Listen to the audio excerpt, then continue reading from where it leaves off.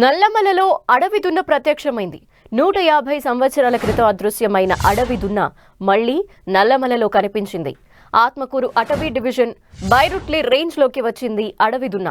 1870లో అదృశ్యమైన అడవి దున్న 150 ఏళ్ల తర్వాత మళ్లీ నల్లమల అడవిలో ప్రత్యక్షం కావటంపై సంభ్రమాశ్చర్యాలు వ్యక్తమవుతున్నాయి. వేల కిలోమీటర్లు దాటుకుని నల్లమలకు రావటం అద్భుతమని అటవీ అధికారులు చెప్పారు. అనుకోని అతిథి నల్లమలకు చేరటంపై అటవీ అధికారులు సంతోషం వ్యక్తం చేస్తున్నారు.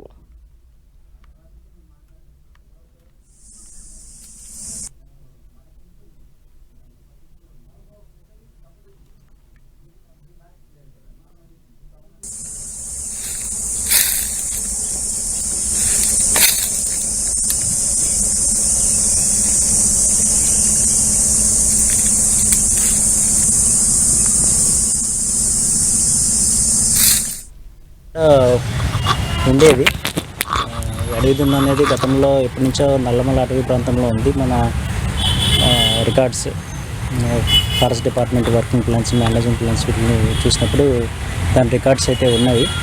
కాకపోతే కొన్ని అనుకోని కారణాల వల్ల అది అంతరించిపోయింది. అంటే మన అగ్రికల్చర్, హ్యాబిటేట్ డిస్ట్రక్షన్ ఇలాంటి వాటి వల్ల, అలాగే కొంత హంటింగ్ వరకు కూడా ఉండొచ్చు. అందువల్ల అవి అంతరించిపోయింది. గత 30-40 సంవత్సరాల్లో మేము కూడా ఎప్పుడు కూడా చూసిన దాఖలాలు అయితే లేవు. ఒకే ఒక్క ఇండివిజువల్ మనకి ఈ ప్రాంతంకి రావడం జరిగింది.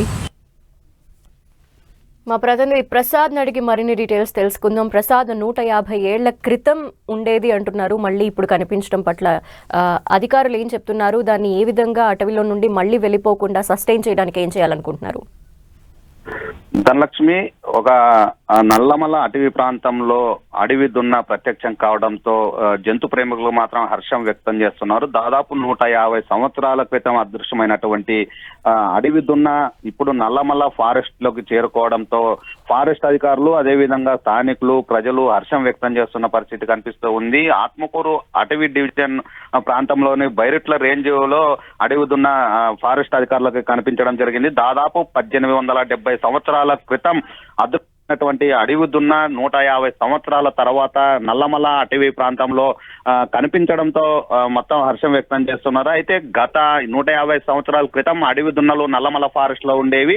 ఇప్పుడు ఇతర ప్రాంతాల్లో దాదాపు వేల కిలోమీటర్లు వెళ్లిపోయిన పరిస్థితి. అప్పుడు గతంలో హాంట్ అంటే ఏదైతే దాడులు జరుగుతాయో ఆ దాడులకి భయపడి ఏమన్నా అడవి దున్నలు ఇతర ప్రాంతాలకు చేరుకున్నాయా అనేది మాత్రం ఫారెస్ట్ అధికారులు సర్వే చేస్తున్న పరిస్థితి కనిపిస్తుంది. అడవి దున్న మొదటిసారిగా 150 సంవత్సరాల తర్వాత కనిపించడంతో అటవీ ప్రాంతంలో దాన్ని సురక్షితంగా ఉండేటట్లు ఫారెస్ట్ అధికారులు ప్రత్యేకంగా చర్యలు తీసుకుంటున్నట్లు తెలుస్తుంది. అయితే ఒకటే వచ్చిందా అడవి దున్న, లేకుంటే 5-6 అడవి దున్నలు వచ్చాయా అనేది సమాచారాన్ని సేకరిస్తున్నారు. దానికి సంబంధించి ఏవైతే అటవీ ప్రాంతంలో ట్రాప్ కెమెరాలు ఉంటాయో వాటి ద్వారా పర్యవేక్షిస్తున్నట్లు సమాచారం అందుతుంది. ఇప్పటికే అడవి దున్న ఫారెస్ట్ కు చేరుకోవడంతో దాదాపు అంటే పోలవరం ఆ ప్రాంతాల్లో ఎక్కువ అటవీ ప్రాంతాల్లో ఉంటుంది. అలాంటి పరిస్థితుల్లో దాదాపు వేల కిలోమీటర్లు వచ్చి నల్లమల ఫారెస్ట్ లేకి అడవి దున్న రావడంతో మాత్రం జంతు ప్రేమికులు హర్షం వ్యక్తం చేస్తున్నారు. వేల కిలోమీటర్లు దాటుకొని నల్లమల ఫారెస్ట్ కు రావడంతో ఒక అద్భుతమైన విషయమని అటవీ అధికారులు చెబుతూ ఉన్నారు.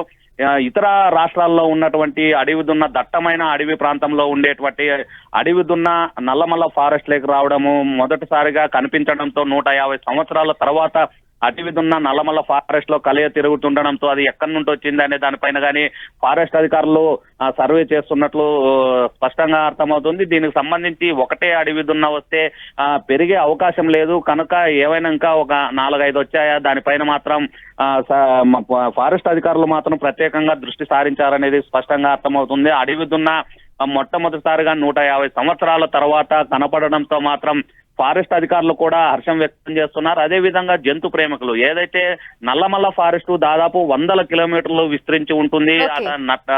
దట్టమైనటువంటి నల్లమల్ల అటవీ ప్రాంతంలో ఒక దున్న రావడం, ఆ దున్నతో పాటు ఇంకా మిగతా దున్నలు వస్తే పెరిగే అవకాశం ఉంది. అలాంటి పరిస్థితుల్లో ఈ నల్లమల్ల అటవీ ప్రాంతంలో ఏవైతే అడవి దున్నలు ఉన్నాయో పెరిగితే పర్యావరణ ప్రేమికులు కానీ హర్షం వ్యక్తం చేస్తున్నారు. పెరిగే అవకాశాలు ఉన్నాయనేది ఫారెస్ట్ అధికారులు చెప్తున్నారు. అయితే దీనికి సంబంధించి అడవి దున్న ఏ ప్రాంతం నుంచి వచ్చింది అనేది కానీ ఫారెస్ట్ అధికారులు ప్రత్యేకంగా దృష్టి సారించినారు. ఇంకా ఏమైనా వచ్చాయనేది ఆ సీసీ ఫుటేజ్ ద్వారా తెలుసుకునే ప్రయత్నం నల్లమల్ల ఫారెస్ట్ అధికారులు చేస్తున్న పరిస్థితి కనిపిస్తూ ఉంది. Thank you Prasad.